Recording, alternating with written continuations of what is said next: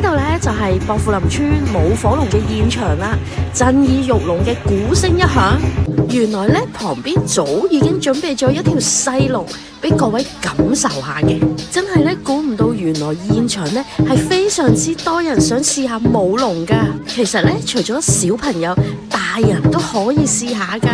近鏡睇下條細龍，原來啲香係假噶。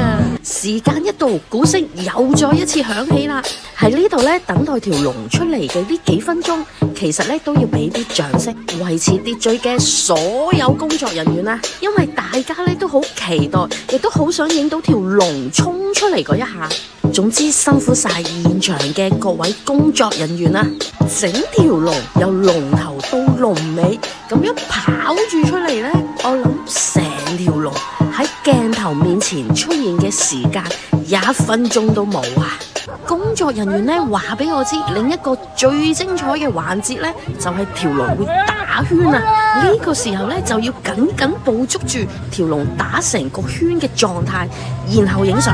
薄扶林舞火龍咁多年，其實我自己都係第一次去現場感受啊！同一位工作人員傾偈先至知，原來舞火龍嘅各位建議，大部分呢都係由薄扶林村嘅村民擔任嘅。雖然呢大坑舞火龍呢都熱鬧，但係薄扶林村呢同樣都熱鬧啊！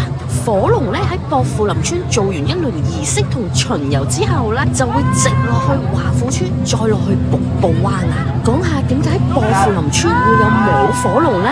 原來薄扶林村一帶喺19世紀發生瘟疫啊，村民呢相信香火可以消災除病，所以呢以禾草紮成龍嘅形態，再插滿香枝，藉此為村民祈求平安啊！落到華富村，氣氛呢就更加之不得了啊！首先呢，華富村嘅走廊所有嘅燈着晒，再加埋條龍呢，真係不得之了啊！而且旁邊滿嘅居民同埋市民不停嘅歡呼聲，場面非常震撼啊！我自己呢就一直跟隨住條龍落到去瀑布灣嘅樓梯口，因為呢我唔係工作人員，所以呢係唔能夠落去海灘嘅。條龍呢喺海灘嘅情景，我就感受唔到啦。既然呢唔能夠落去瀑布灣，行翻轉頭走嘅時候呢，發現原來香港仔嗰條龍係會落去華富村㗎。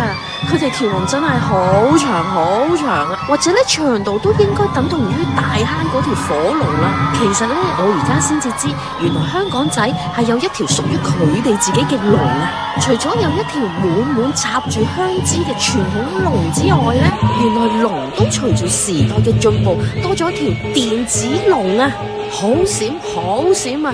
遠遠咁睇呢，仿佛真係好似有一條龍喺度飛翔咁啊！當晚呢，無論係薄扶林村嘅範圍，定係華富村嘅範圍，氣氛都超正啊！